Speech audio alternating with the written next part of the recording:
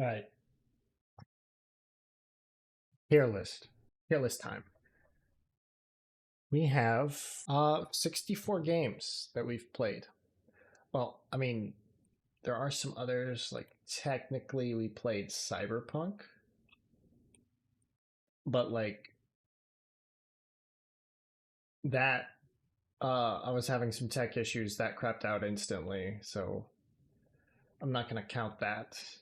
Uh but yeah. Anything else we've streamed, as long as we've done it for at least one stream, is on here. Okay.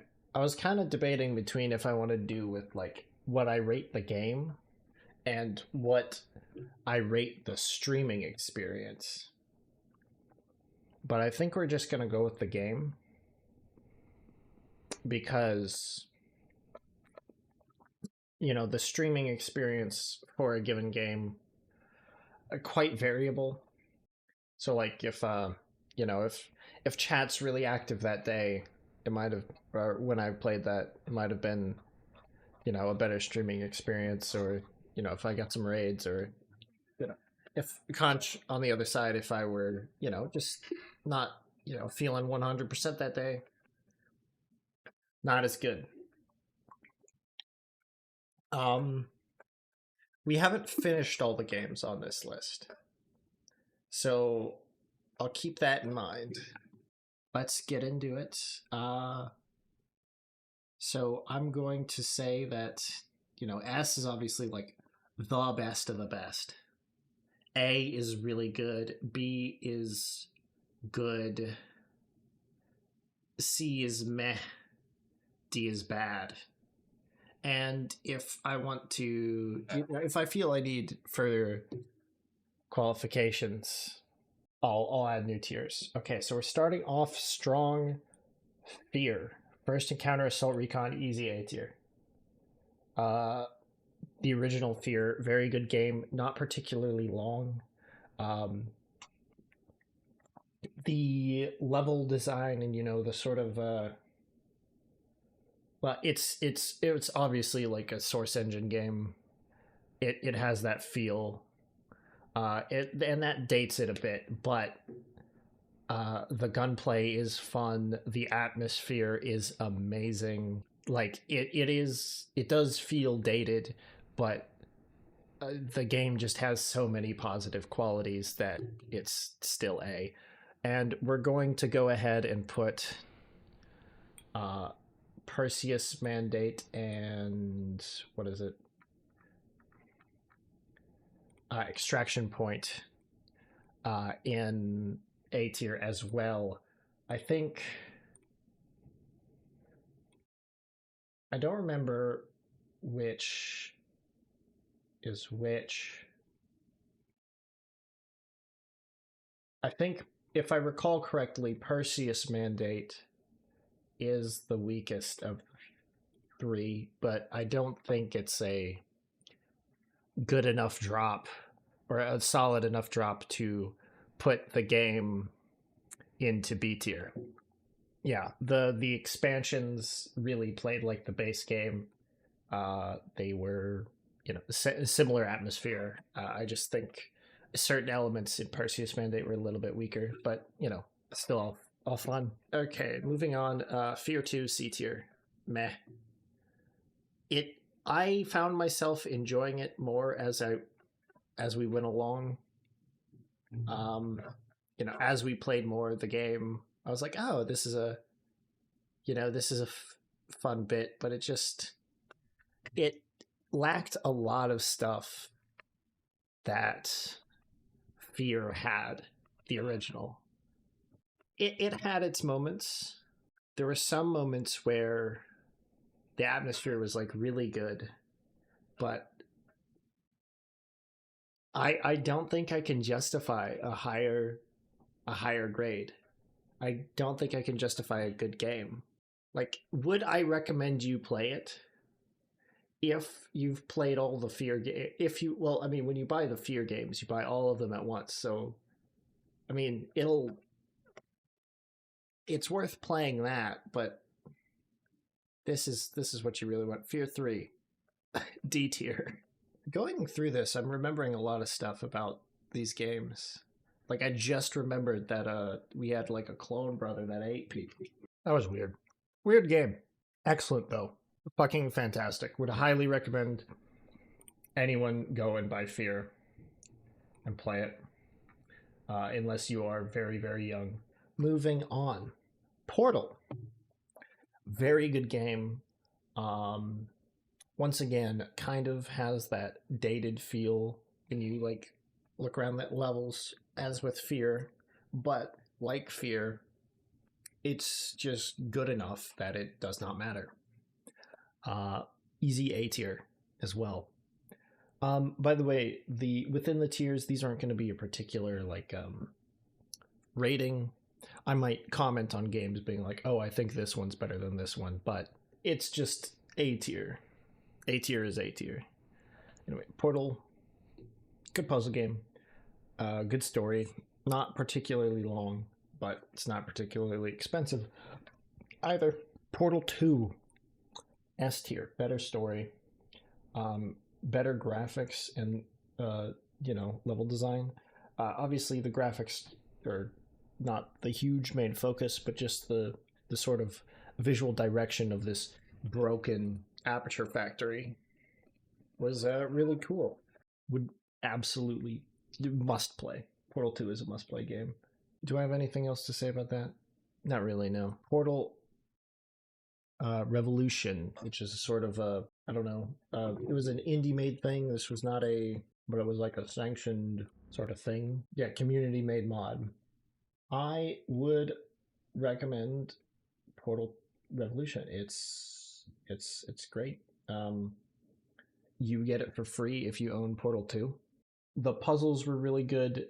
There was a sort of similar design elements to Portal 2, but it takes place between Portal and Portal 2 as a different test subject. Voice acting was kind of weak in certain spots, but visual direction was good. Level design was good. A tier, although probably the lowest of the A tiers currently here. Deus Ex Human Revolution. Very, very good.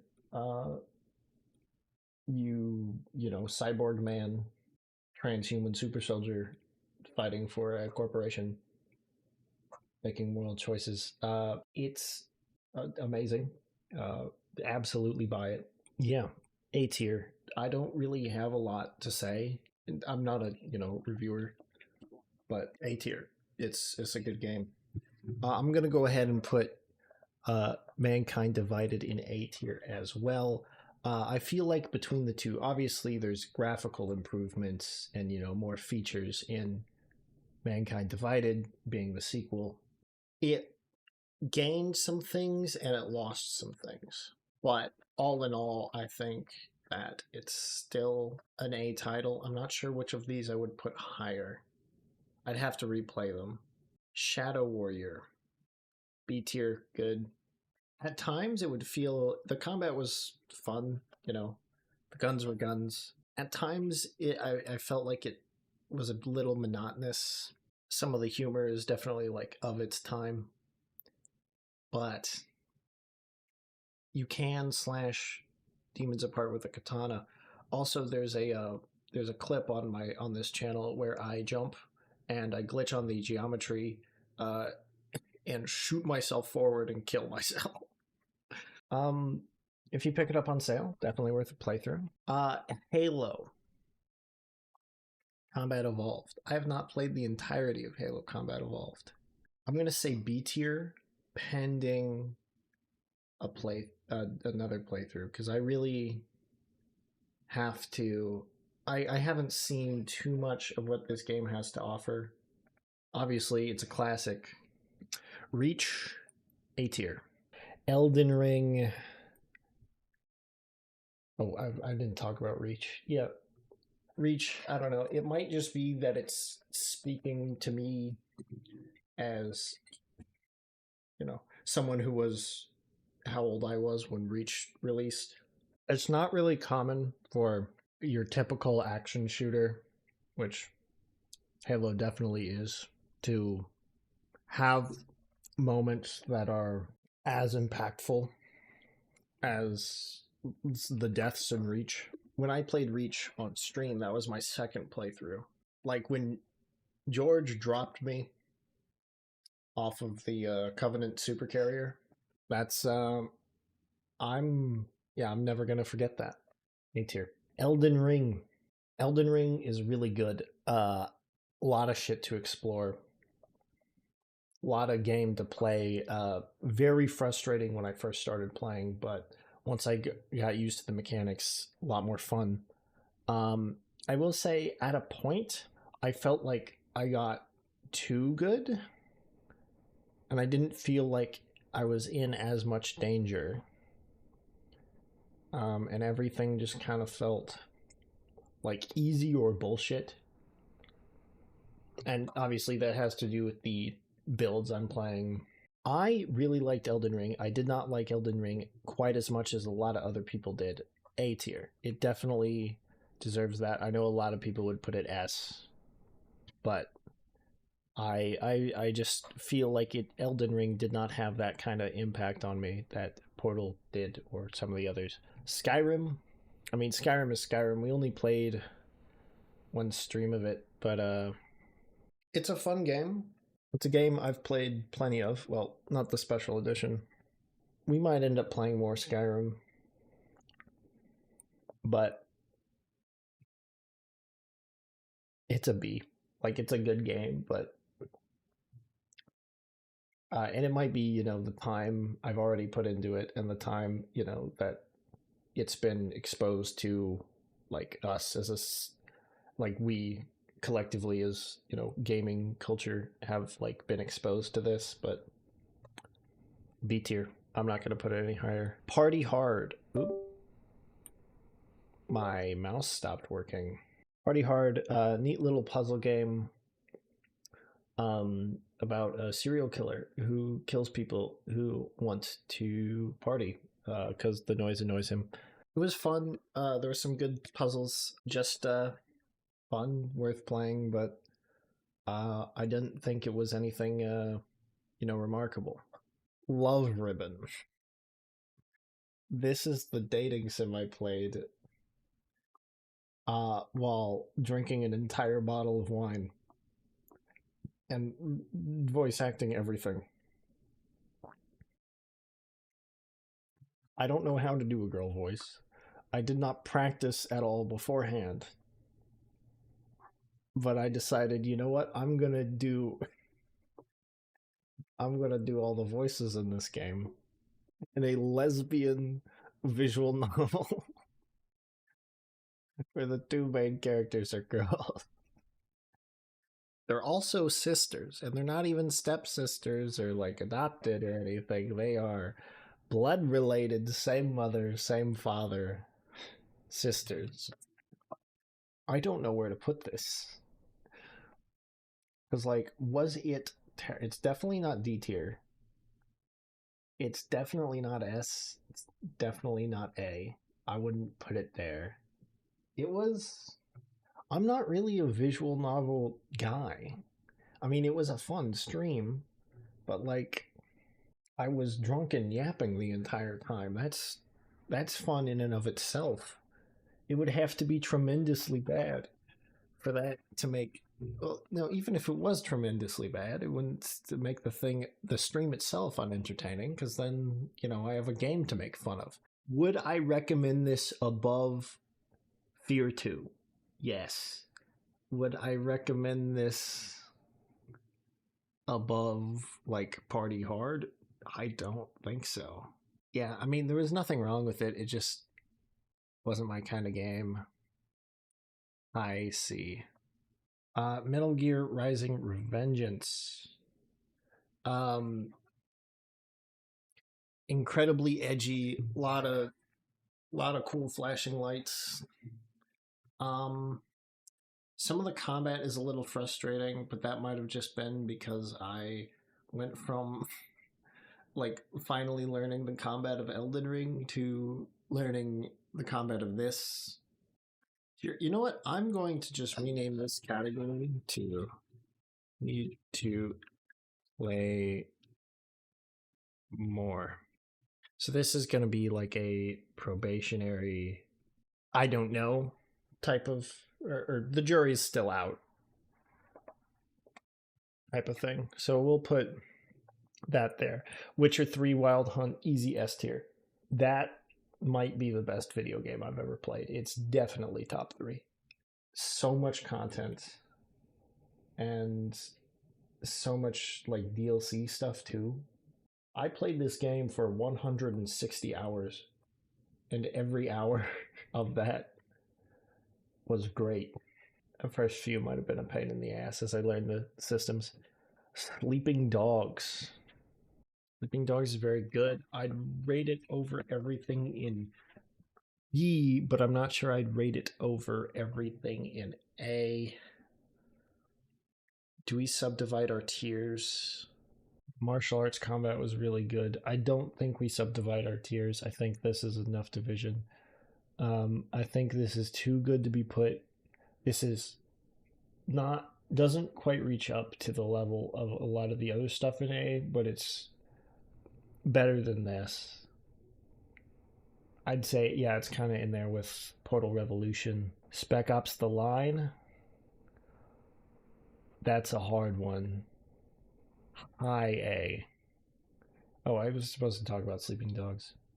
I mean, it's my tier list. I can do what I want. But Sleeping Dogs, kind of like GTA 5 and Hong Kong. You're an undercover cop. Gunplay is a little meh. But the draw that in the combat is martial arts. Very in-depth martial arts, like system, a lot of combos, environmental attacks. Story was great as well. Actually, the more I talk about it, the more I feel like it deserves that A tier. Like that time when this dude got betrayed by his childhood friend due to triad politics. So he got cooked into a soup.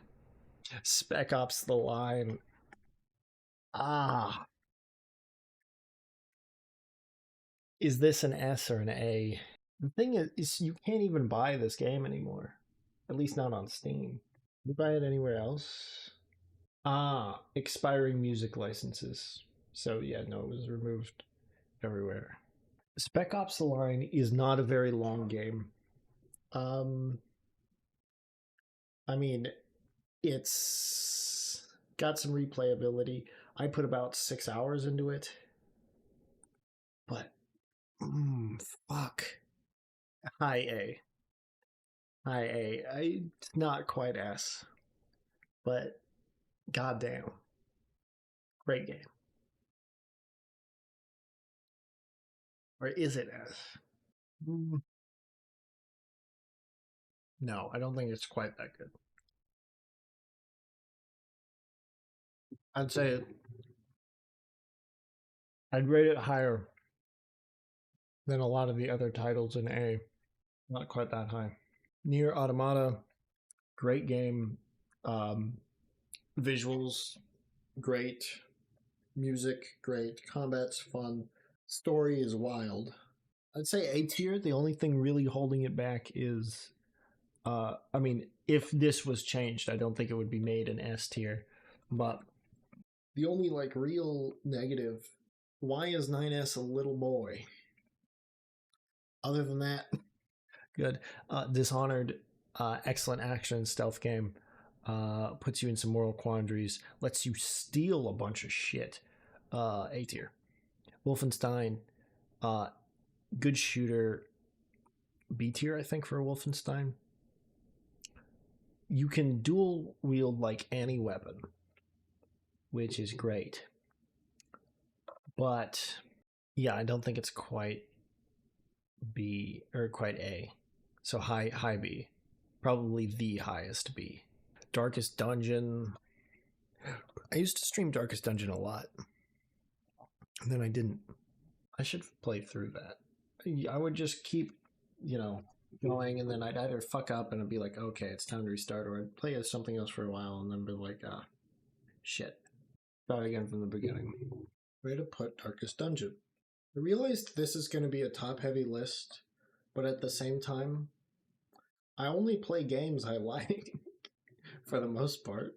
I haven't really ever gotten past early game in Darkest Dungeon, so even though I've put a significant amount of hours into it on stream, XCOM 2, the thumbnail I chose here does not have the War of the Chosen thing, but I have been playing War of the Chosen is what I would be considering. I also have played some Long War. Tense, high stakes, tactical game. It's the kind of shit I like. I should do a full-on playthrough of this at some point. But I'm going to say A tier. I'm a big fan of XCOM. Far Cry 5, need to play more. What I have seen in that one stream I did on my birthday, really liked that. Borderlands 2, we just finished that. Very good game. I noticed when I was playing through this time that, like, sometimes, if you build wrong, it kind of turns into a bit of a slog. Or sometimes if you build right, you're like, great, my solution to everything is the same. It's BuzzX, in my case. I'm gonna put an A tier. Bolt Gun, I need to play more. I was not really enjoying what I played too much when I did, but at the same time, like, retrospectively, I was, not in the... I don't think I was in the ideal headspace, because I was just, like, exhausted from fucking class and whatnot. So, reapproaching that with a bit more, energy, I think might change the outcome. Batman Arkham Asylum. A tier. Easy A tier. Batman Arkham Asylum is someone was really just like, oh my, I'm doing pretty good. Someone was literally just like, what if you were Batman and that was the video game? And they executed it well. Stealth is good, melee combat's good, the boss fights are fun. It's got that, like, early 2010s, like, specific type of, like, yeah, that's the coolest shit I've ever seen in just the right way. Yeah, easy A tier. And then we get to Arkham City, which is S. Basically all the same positives about Asylum, with improved movement, an open world to explore. Plus, you get to play as other characters. It's not like too necessary, but it's fun to try out the different stuff. S tier for that. Arkham Origins, I think, is A tier. Arkham Origins, I'd say, is, like, a lot of people or from what I've seen, people tend to underrate. I'd say it's not as good as a lot of the other titles, but it does have a lot going for it. There's just a few things that I don't even know how to quantify it, really, but it was a great game, just like all the other Arkham games, but I think it's just missing a little something.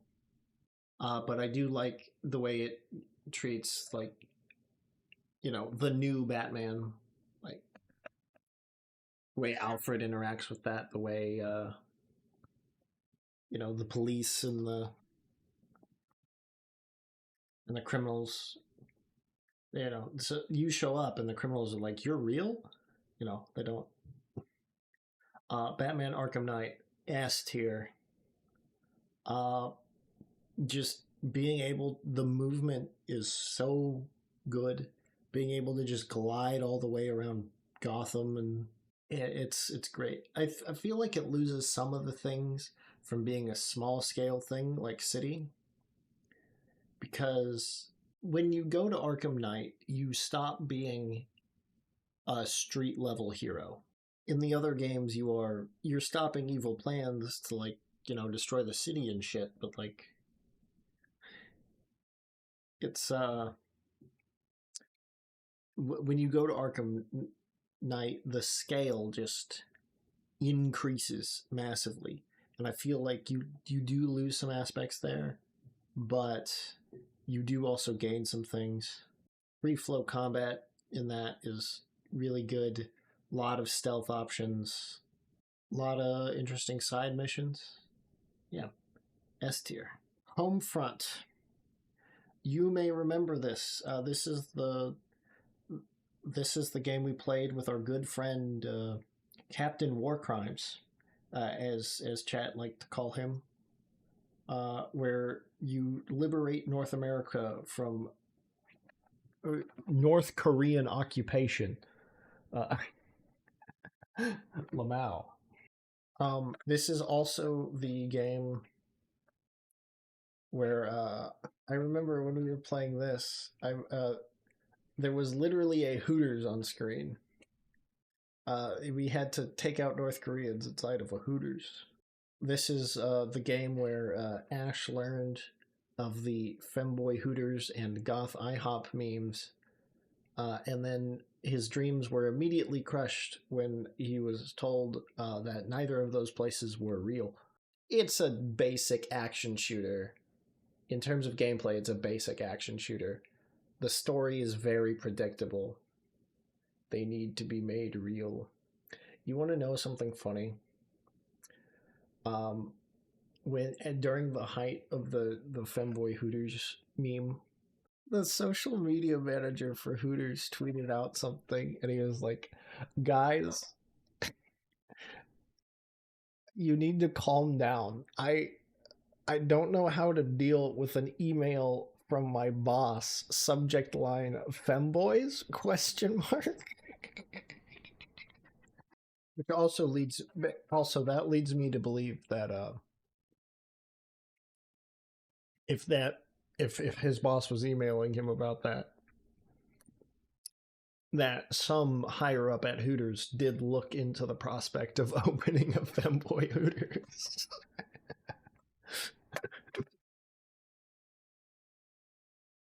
Anyway, C tier, meh. Metro 2033 Redux S tier. A lot of what puts it that high is the environment. The world you're in is it's the game like feels bleak. It feels like, you know, you're this soldier, this stalker in bombed out Moscow. You're fighting Nazis in the tunnels. You're fighting all kinds of mutated beasties as well.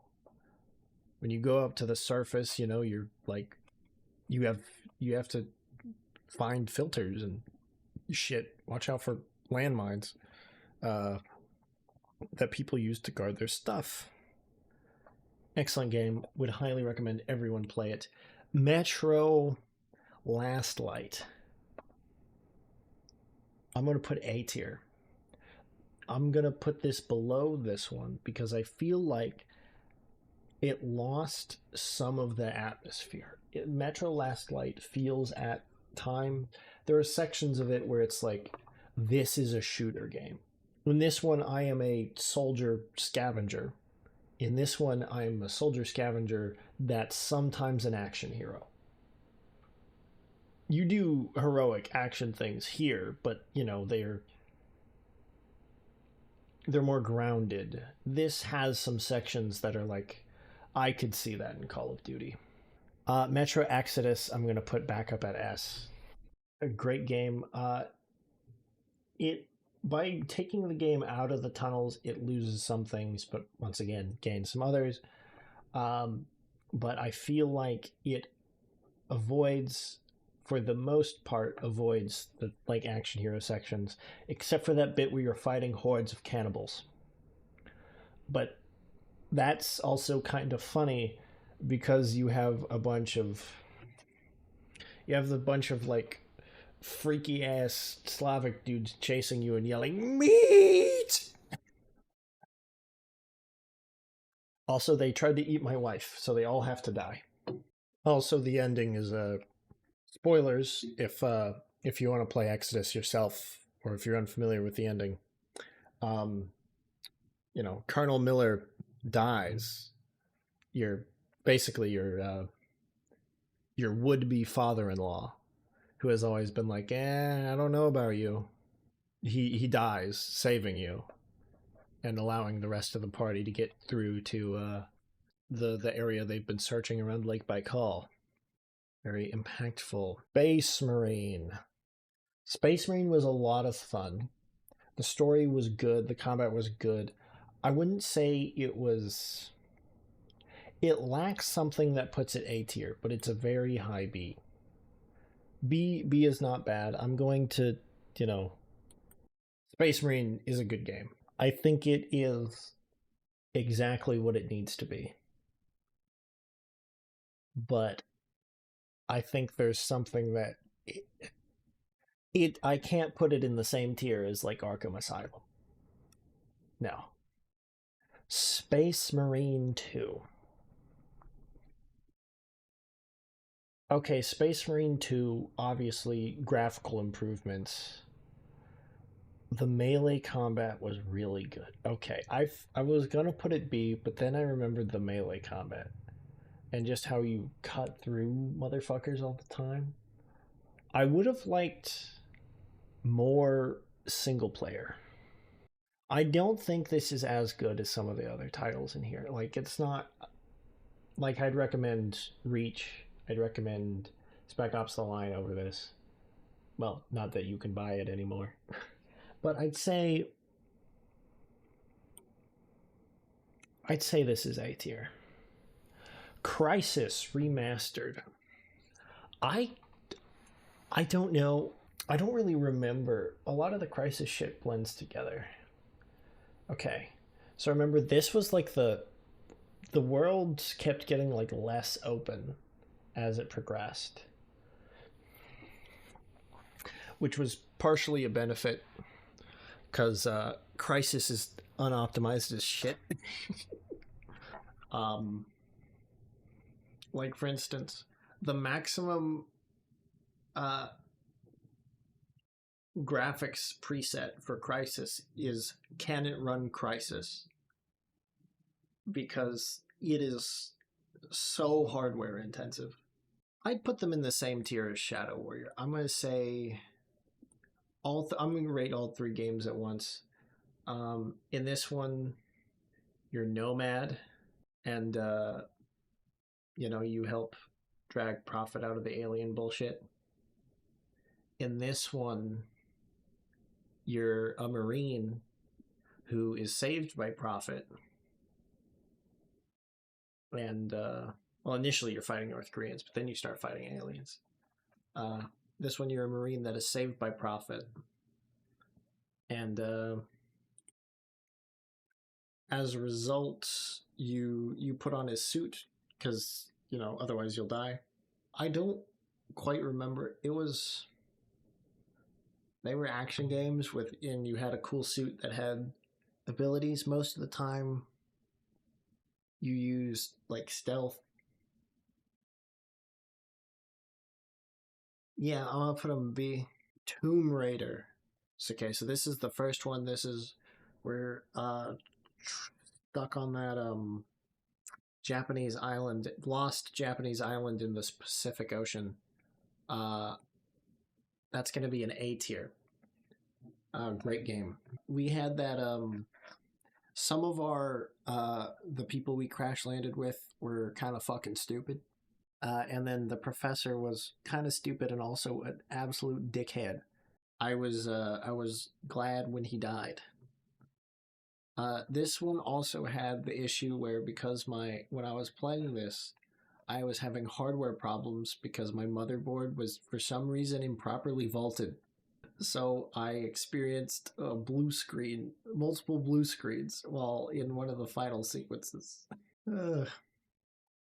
Good times. This is Rise of the Tomb Raider.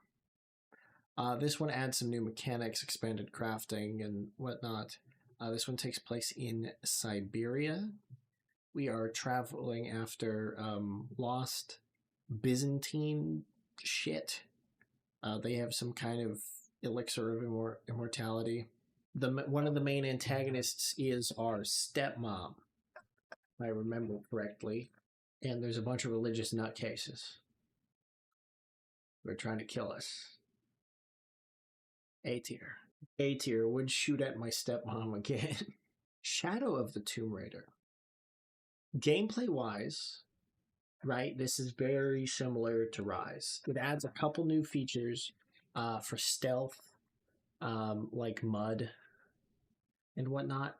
I just feel like story wise, it was missing a few things. Oh, also, all three of these games have cool puzzles, which were sometimes really annoying. But yeah, I just feel like the story on this one, this was in South America, a lost like Incan civilization, but like there was also like Mayan and whatnot bullshit happening. And they were like, why is this here? And, you know, that was part of the mystery. I'm going to put this B tier, good. Although I'd say it's a high B. Battlefleet Gothic Armada 2. I enjoy this game quite a bit. I haven't seen what late game looks like. I might not see what late game looks like on stream. Where do I rate Battlefleet Gothic 2, though? I think I need to play more. Ultra Kill. Ultra Kill is a good game. It's a lot of the appeal of the main like appeal of it is just the amount of like combos and like movement stuff you can do, but the game itself is not terribly long. There was a huge update to Ultra Kill. I should replay Ultra Kill because there's a bunch of levels I just have not played yet. I'm gonna put it. I have played through quite a bit of the game though. I'm gonna put it good. I feel like I've played enough to make a judgment. I think Ultra Kill is a good game. I definitely enjoy the over-the-top violence. There's a lot of cool interactions you can do with the game, but I didn't enjoy it as much as a lot of the stuff in A tier. So yeah, love is all around. This is that Chinese dating sim that we played, where we kept moving from place to place because we were broke as shit. And we dated a lot of women. Where do we put this? Honestly, I think B tier. I think this goes B tier because it was funny. There were bits that made me laugh. Obviously, you know, it's using like some weird dating sim logic to describe the stuff that happens to you, but that's to be expected. Like I said when I was playing Lover, I'm not a dating sim guy. This isn't really like my type of game, but it was enjoyable. My main gripe is that one of the girls is just detestable and has no redeeming qualities, and I want her scoured from the face of this earth. Not the actress who portrayed her, obviously. The fictional character. Moving on. Doom 2016 A tier. Violence. Violence, violence, violence. Yeah, shoot demons with guns. It, you know, it had a gritty atmosphere. It, a lot of violence. I've said the violence already, but it's a major selling point of the game. So, guns, upgrades. You've got rewards for exploring. Some nice throwbacks to classical Doom stuff. You got Dr. Samuel Hayden, who's pretty cool, talking about bullshit. Bunch of occult symbolism that looks really nice. Moving on, Doom Eternal. S tier. Now, we do lose a bit of the grittiness from Doom from 2016. What we gain, though, is crazy movement. Crazy movement. When you get into the flow of combat, you move so fast.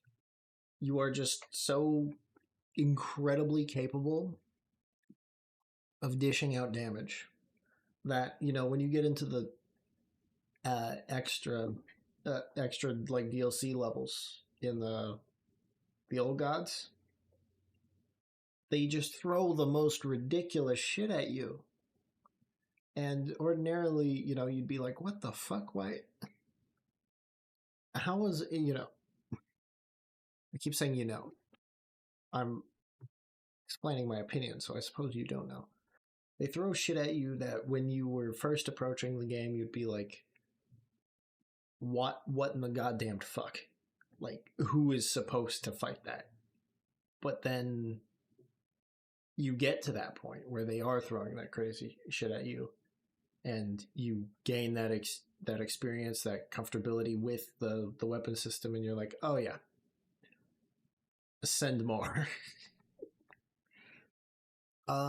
Plus, like, the DLC bosses get kind of crazy. Like when you have to fight an archangel. Glory kills, very satisfying. I enjoy specifically the animation of, is it the Stalker? The one that the Prowler, I forget what it's called. It's the demon that teleports around in a purple flash. I really like the Glory kill animation from behind where you rip out his spine. Yeah, that lives in my brain forever. Resident Evil A. Dated graphics, clunky controls. Can you rip out my spine? I mean, something I forgot to mention for both Doom games: soundtrack. Like, holy shit, the soundtrack. It really energizes you to commit unspeakable violence against the forces of Gehenna. I also like that the reason that, the Doomslayer started doing all this shit was because his pet rabbit Daisy was killed by demons. And then he was like, they gotta go. Anyway, Resident Evil. Clunky controls, dated graphics, amazing atmosphere, interesting puzzles. You have to sort out your resources effectively, because you can't just go in guns blazing everywhere. Good variety in terms of the levels. You spend a lot of time inside the mansion, but then you also got the lab beneath it, a bunch of different types of enemies. Boss fights in this one are a little simplistic, but you can't really have boss fights that are too complicated in a game that controls the way this one does. Camera can also be a pain, especially since the movement controls are relative to the camera.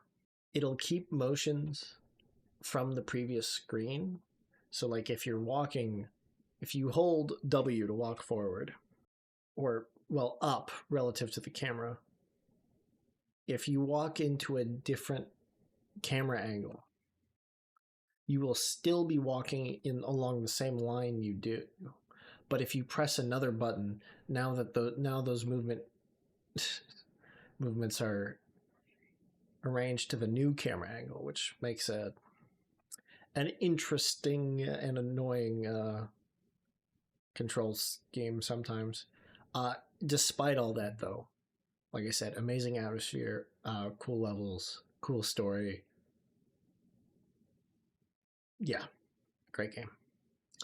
Resident Evil 0, I'm going to have to put a little bit lower than Resident Evil.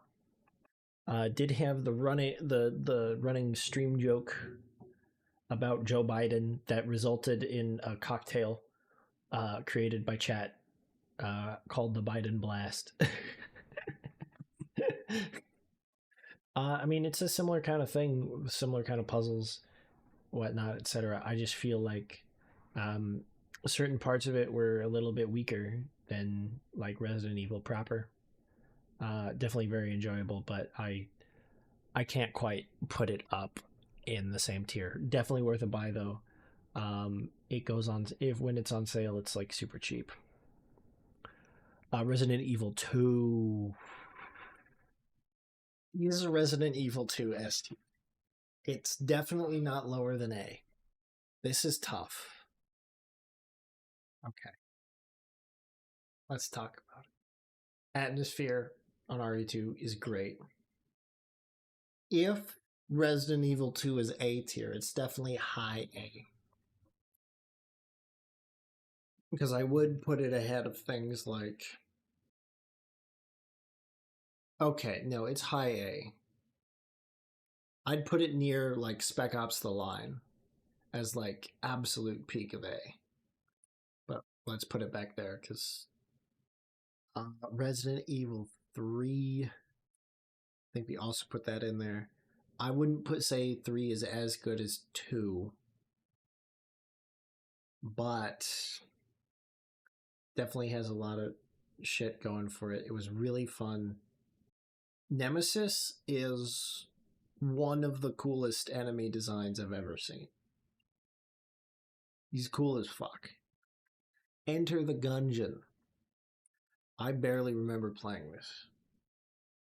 I remember that when I played it, I was like, damn, my head hurts. I don't want to play something, like important.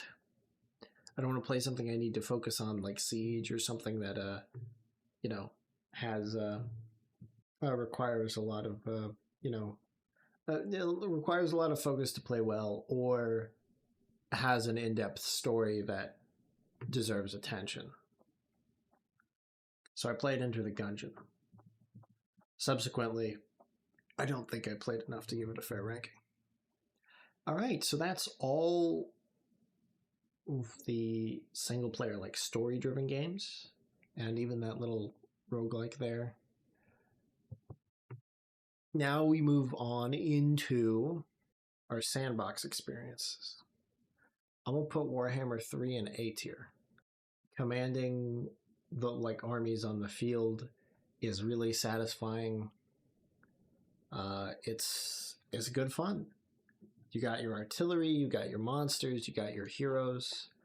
I like the way those play together. The way certain things counter each other. It's a good game. I wish I were better at it. Victoria 3, I'm gonna put good. I like watching number go up, but it's just kind of a game I play to fill. Well, a lot of times when I play Victoria 3, it's just like I want to fill stream time today. That's yeah. It is something I should figure out how to engage in more actively at some point. Figure out how to properly tune everything, but I just haven't bothered yet. I haven't been as compelled by Victoria 2 as by some other titles, such as Crusader Kings 3. Crusader Kings 3 is a great game, and it's really fun to play on stream because, ridiculous shit happens. Like, oh, I'm going to war with my cousin. I'm going to war to put my cousin on the throne of this kingdom I didn't even know we had a claim to. Um, and then my daughter is like, "Hey, Dad, do you want to sleep with me?" And that's like an in-game week, both of those things. Uh, yeah, cool map game. Hearts of Iron 4, another cool map game. Put this. I'll put this up here. Yeah, it's got a lot of modability. I think that really boosts the game up quite a bit. Um, you can play a lot of storylines really. You basically have a bunch of free DLCs worth of content on the Steam Workshop for that.